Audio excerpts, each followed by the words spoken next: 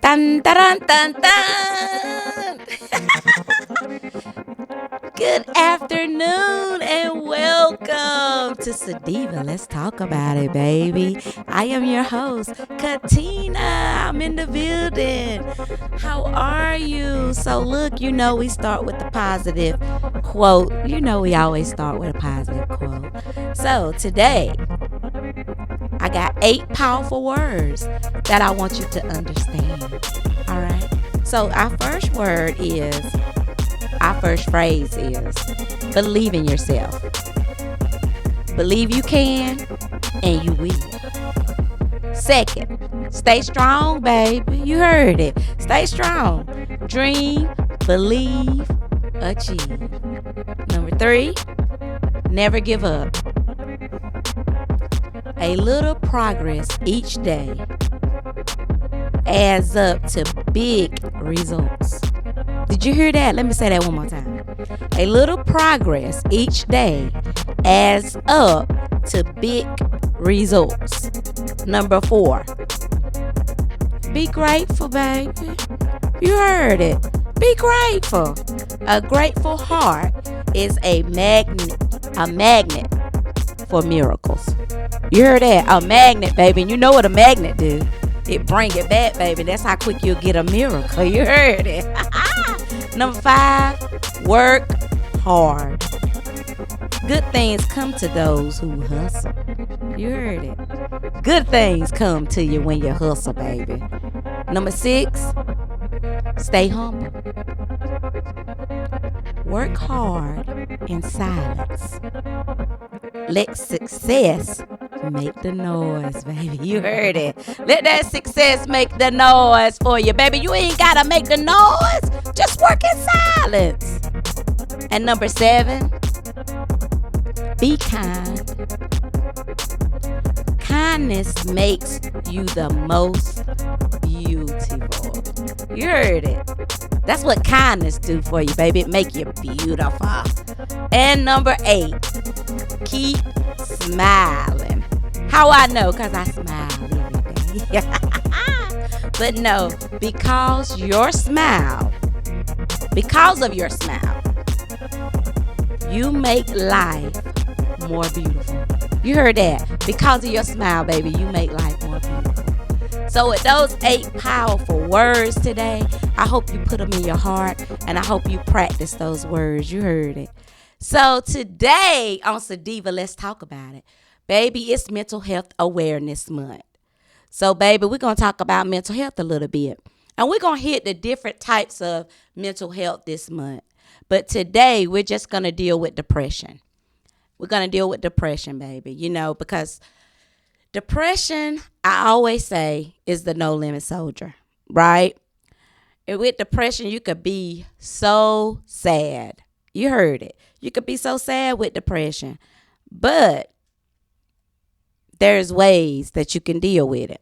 But before I tell you the ways that you can deal with it, let's get real for one moment. If I may just get real for one moment. Back in 2015, I had a bad thing happen where I was married and my husband came home and said he didn't want to be married again. And that's when the depression, I guess, started. It started then because I didn't know what I'd done wrong. And I didn't know what to do. So I sought out therapy because I felt like I was losing my mind. And sometimes you can feel like you in a spiral and you can be just spiraling down, and you don't know what to do. And with me, I said, I got to do something. So I had gotten to a point because when you're dealing with mental health, one of the things that people definitely do not want to admit is that you have a issue. You don't want to be crazy, baby. You'll be anything, but you do not want nobody to call you crazy. You heard it. You don't want to be called crazy. But you can get so bad that you get to a point where you don't even care no more. I was at the point where I ain't care. Call me crazy. Call me brazy. I ain't care. Give me medicine. I ain't care. I just knew that I had to get out what I felt. I had to get it out. And I did. And I got better. Then in 2018, I got hit with it again.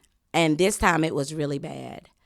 I was told, and I think it started back in 2016 where it started to get real deep to the point where I was so depressed that I could function though. I could go to work, but when I got home, I couldn't do anything. I would get in the bed and I would pull the cover over my head. And I'm one of those that don't like the cover over my head because I feel like I can't breathe or something like that. So I be like, nah, I ain't gonna do that. But I was so depressed that I couldn't sleep unless I had the cover over my head. And I couldn't get out the bed. It was like I couldn't do anything. And I had children. And he had to take care of them because I was still married at the time. And then what saved me and got me kind of back is that one of my friends, she got a job overseas. And she had paid for a cruise. And she was like, I gotta go, but God told me to ask you if you wanted to cruise.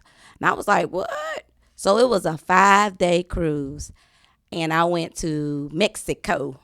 So when I tell you that saved me, because I don't know where I would have been because my mindset was real bad.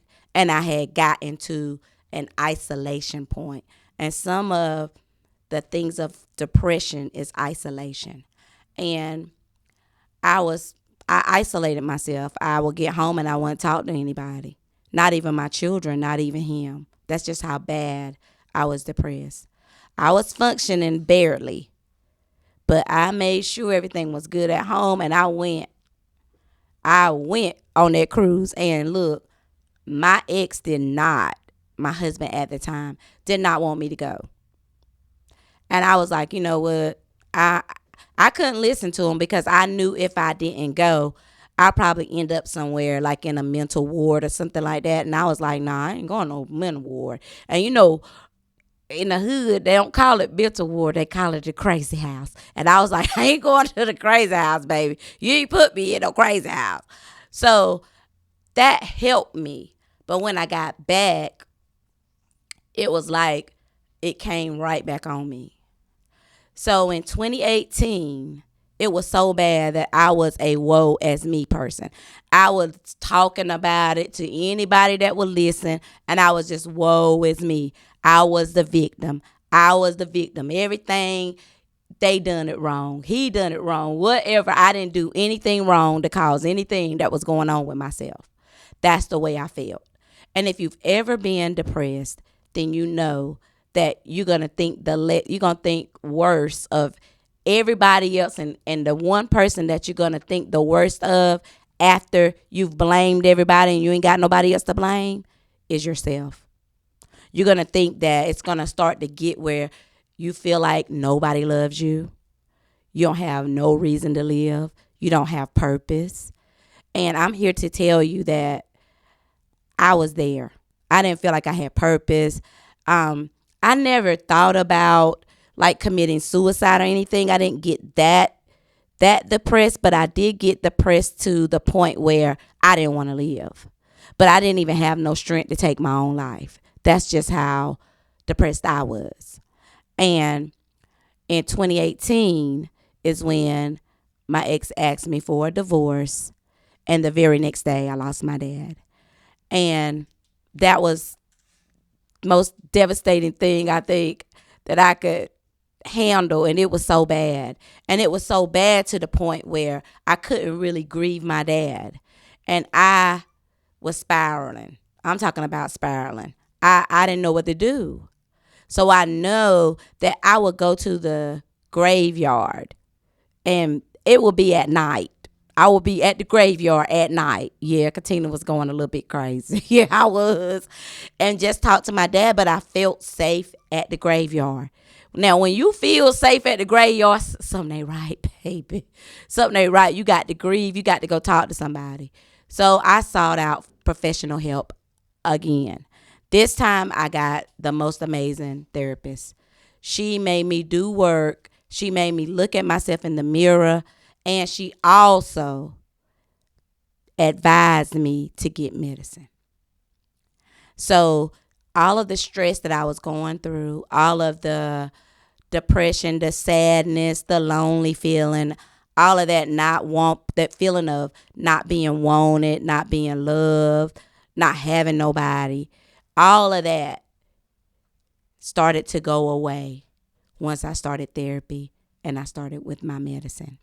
A lot of times people say, well, I don't want to take medicine because that medicine make you so, well, you can't do nothing. And let me tell you, when I first started taking it, because anybody that know me know, I don't like to take medicine. I find a food or something to eat, or I go exercise. I am not taking no medicine. I don't like to take medicine. So when I first started taking it, my body was so like, what in the world just happened? And it had me quiet. I was not talking. I couldn't even cry, baby. So I said, nah, I talked to my doctor. I said, I can't do that. But then I thought about it. I said, Katina, you don't take medicine. So it got me real sleepy. So I started cutting it in half and I would take it at night. And when I started doing that, I started seeing results. And my children started even saying, Mama, you're different. Because any little thing would make me tick, talk, yell, holler, scream. And then once I got on medicine, it literally saved my life. Therapy and medicine saved my life. And a lot of times we say we don't want medicine. But look, if something is wrong with you, if your head start hurting, you're going to go get a Tylenol or ibuprofen. If you're diabetic, you're going to take your insulin. If you got hypertension, high blood pressure, you're going to take your medicine. So why is it so hard for us when we have to take medicine for our mental being? Because you're chemically imbalanced. That's all it is. You just got a chemical imbalance. And when you have a chemical imbalance, things happen. And you just be off kilter. And the thing that I want you to understand is that it's okay. It's okay to reach out for help. It's okay. It's okay to take medicine when you need it. A lot of people be thinking, well, I don't want to get addicted to it. It might be this and that. But when I tell you that did not get addicted, okay, it helped me become calm. I can handle things better. I felt like a new person. And I was making a whole lot of progress. And a lot of times in your life, you may go through really rough parts of your life. And if you've ever been divorced, then you know that it feels like a death too. It feels like a death because you're actually separating from a person that you've been with for years. And in my case, 20. So depression was something that I battled with. I battled with depression. And a lot of times people say, well, don't say that. Take it to God. God can do. Yes, God can do anything. But God put doctors here for a reason. You understand? He put doctors here for a reason.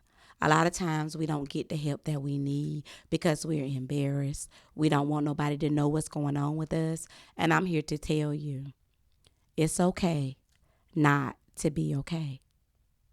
So if you're one of those people that's living with depression and you battle depression every day, you battle it and you're like, Katina, I don't know what to do. I went to therapy and I got medicine, but I still get depressed. Well, I got to tell you 8 ways that you can deal with depression. And I will be reading because it's a lot of stuff. So think, don't say nothing. You heard it. Think. Don't say nothing. Just, yeah. But on a high note, if you are dealing with depression and you have anxiety or you have other mental health issues and you're ashamed, I'm here to tell you it's nothing to be ashamed of. That one thing that you're ashamed of, it would change your life. And when I tell you, it changed mine, it changed mine. I'm a living witness that you can overcome depression and you can win. So, the 8 ways that you can deal with depression when you're taking medication and you're going to therapy. One is build a support network. Say, Katina, what does that mean? Well, for some reason, this means forging stronger ties with friends or family, knowing you can count on supportive loved ones to help can go a long way toward improving your depression. And for others, depression support groups can be a key. It may involve a community group that meets in your area, or you might find an online support group who meets your needs. So those are, some different things that you can do with building your support. The second thing is reduce your stress. And this is the thing you need to know. When you're under stress, your body produces more of a hormone called cortisol. In the short term, this is a good thing because it helps you gear up to cope with whatever is causing the stress in your life. Over the long run, however, it can cause many problems for you, including depression. The more you use techniques to reduce stress, the better, because it will reduce your risk of becoming depressed. You hear that? Yeah, that's what it'll do now. Now, this is a different one, y'all. Number 3 is improve your sleep hygiene. Say, what you mean? Sleep and mood are Sleep and mood are intimately related. A 2014 study found that 80% of people with major depressive disorder experience sleep disturbances. And that's so true. I got to tap in right quick. When I'm depressed, I can't sleep. So yes, that it does bother your sleep. But you might feel like you just can't fall asleep, or perhaps you struggle to get out of bed because you feel exhausted all the time. That's another thing. Good sleep hygiene could be key to improving the quality and quantity of your sleep. So look, turn off electronics at least an hour before you go to bed. Get off Facebook, baby. Get off Instagram. Get off of TikTok an hour before you go to bed. If you're a reader, use dim lights to read a book or engage in another relaxing activity. Okay, only use your bed for sleep. And this is for the grown folks, so don't start acting like a little baby or nothing like that. Okay? Only use your bed for sleep and sexual activity. If you married, if you ain't married, I'ma mind my business. You heard it. Doing work in bed or even in your bedroom can cause you to associate your bed with stress rather than relaxation. So you heard what I said, right? Church people don't come for me. That's what it said. Yeah, that's facts. So 4, improve your eating habits. Improve your eating habits. Research continues to find clear links between diet and mental health. In fact, there have been so many studies that have shown improving nutrition can prevent and treat mental illness, that nutritional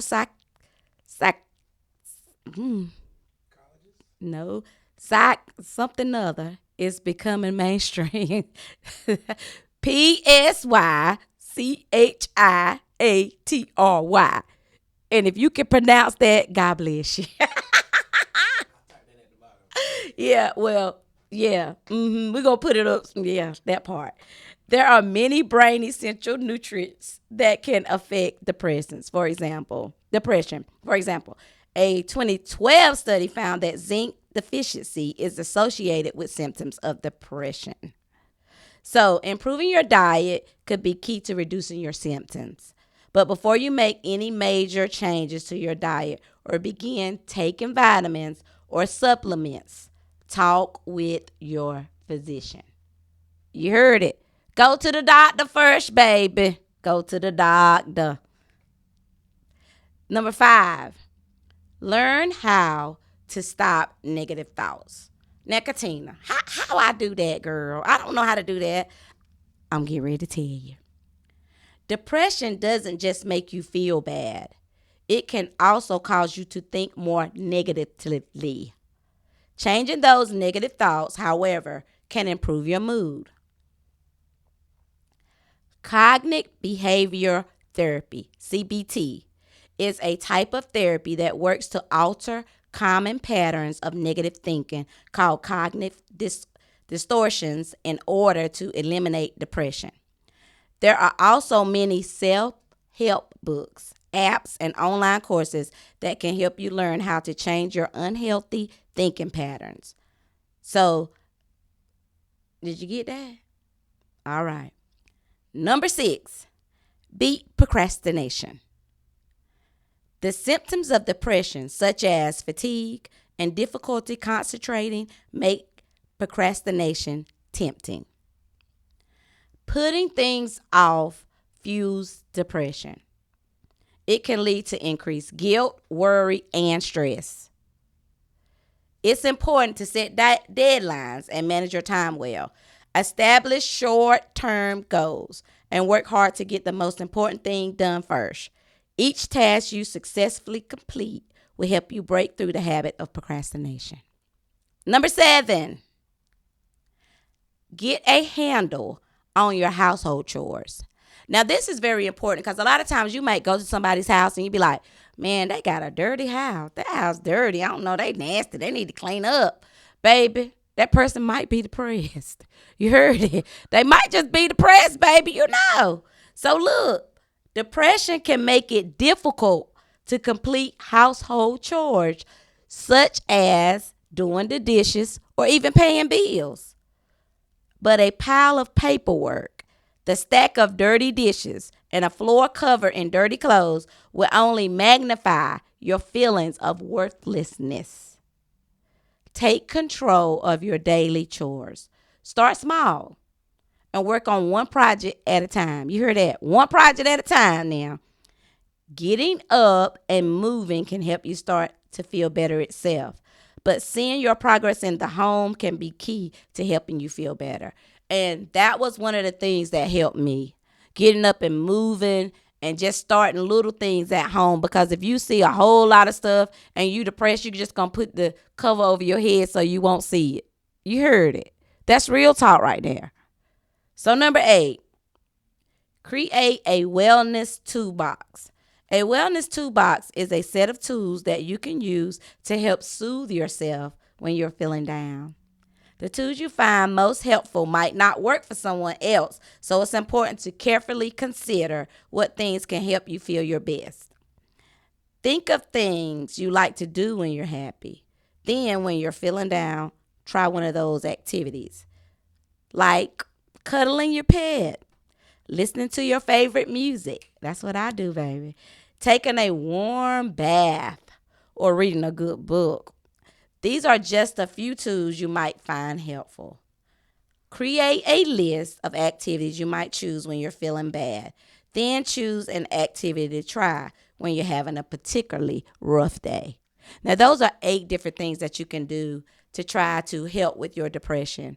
I'll tell you, some of those things that they're saying I did, especially it's all about you being happy and you trying to do things. And sometimes, like you said, a good support system, somebody that's going to check on you, can get you up out that bed and get you in that bathroom and just to brush your teeth. Because if you've ever been through depression, you can relate when I say it's a big win when you can get out the bed and go into the bathroom and brush your teeth and take a shower. Sometimes you don't want to do that. You say, Katina, no, I'm telling you what I know. Depression is different. And today I was wanting to talk and interview someone, but that didn't work for me. So when in doubt, baby, you figure it out. So I just wanted to give you a quick a quick little, some quick information about things you can do to help with depression. And just to let you know that I went through depression. And when things happened to me, depression almost won. But thank God I'm still here. You heard it. And I'm still here battling, and I'm not ashamed to talk about it. And I can say on Sadiva, let's talk about it. We're going to talk about things that's uncomfortable. And it's uncomfortable when I have to keep talking about depression.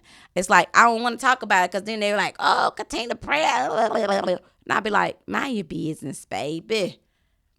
And then on the flip side, it's a lot of people that can relate to me. Because when I first told my story, I was so embarrassed. I didn't want nobody to know, but I had to tell it. And when I tell you, so many people were in my inbox asking me questions and telling me things. So, look, if you are depressed or you're going through some mental issues or chemical imbalances, it's okay to get help. You understand? It's okay to go get help, baby. It's okay to go talk to somebody. And if you can't afford it, talk to a friend. Go do something that make you happy, baby. Go do something that make you happy. So with that being said, Sadiva, let's talk about it, baby. We about to end this thing about depression. So I'ma leave with this thought. Watch your thoughts, for they become words. Watch your words, for they become actions. Watch your actions, for they become habits. Watch your habits, for they become character. Watch your character, for it becomes your destiny. So with that being said, baby, it's okay not to be okay. It's Mental Health Awareness Month, baby, and we are dealing with our mental health. How are you dealing with your mental health, baby? So with that being said, thank you for listening and watching. Sadiva, let's talk about it. Until next time, have a blessed and beautiful day. I love you.